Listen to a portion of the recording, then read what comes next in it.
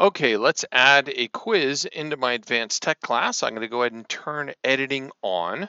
And then I'm going to go down to the bottom and add an activity, although I can do it inside in between any one of the other activities I wanted to. I'm going to add an activity, and I'm going to add the activity of a quiz. I need to name it.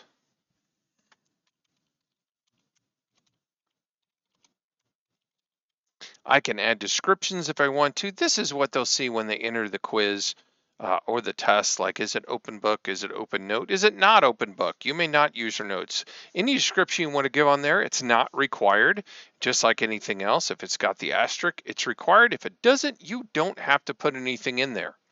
I do, however, I'm going to go and expand everything to go over all the points. Timing, if I wanted to show up on the calendar, I need to add timing and add it and say, we're going to be taking this quiz on Friday.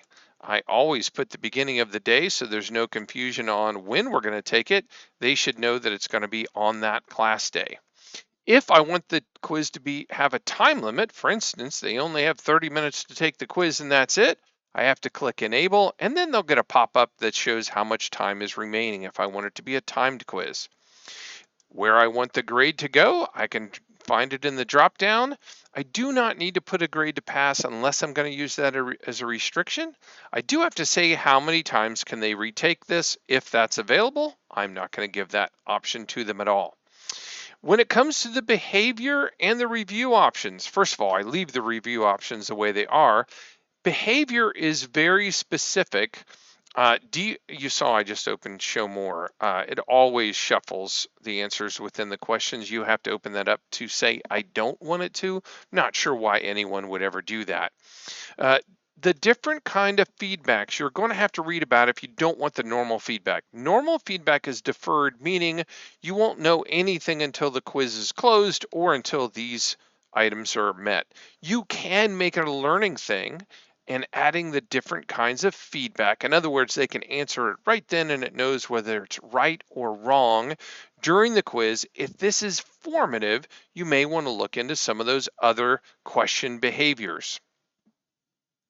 And if you want to read about those, if you look under the Assessment and Differentiation book 3.4 on quiz behavior, there's a summary on the different kind of quiz behaviors that you can set up and a summary down here of when you might use each one of those quiz behaviors. The review options say when they'll be able to see specific things. The default ones are set up for a summative quiz to make sure if you're giving a test, they're set up correctly. I'll go ahead and leave those the way they are. We can't use the Safe Exam browser here because I don't have it set up on the student PCs. Here on the extra restrictions on attempt, do you require a password? And I highly suggest that you do. And that's so students can't start the quiz even if it's the day that you have it opening. They can't take it before they're in your room to have you tell them what the quiz password is. And just so you know, if I go and set the password as frog and I save that, and right now it's frog, and then I have my first period class. During that class, once everybody's in the test, I can change it right now. It doesn't kick them out, just means nobody else can enter it, so they can't pass that password on to the next group of students. Okay, require network address. If you put the numbers 10.66 in there, it means you can only take this test at National Trail on our network. If they use a hotspot, it won't work. If they use any kind of a VPN, it won't work. And if they're at home, it won't work. It means they have to be on our network on Trail's Wi-Fi or wired network, because that's what's called our subnet is 10.66.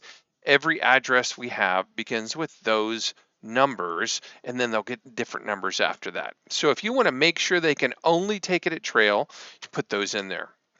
The next thing is feedback. If you want to have them have feedback like great job, if they get a 90% or above, you just put that feedback barrier in there. And now if they get between a 0 and 90, they'll get no feedback. But if they get a 90% or more, it'll show that on there.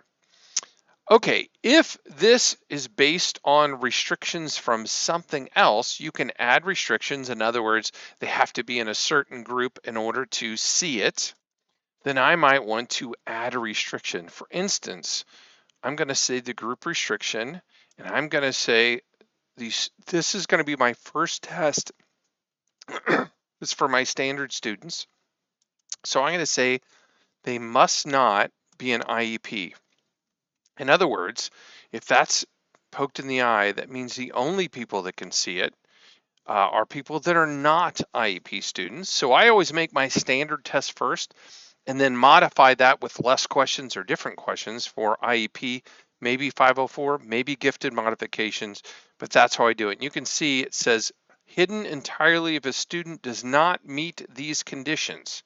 So if they are IEP, they won't see it. If they're not IEP, they will see it. Okay, and then I'm going to add nothing. I'm done. So I'm going to hit save and display. And that's it for creating a quiz. There's no questions in it. In fact, we don't even know how many points it's worth yet. That's part of adding questions to the quiz, the topic of the next video.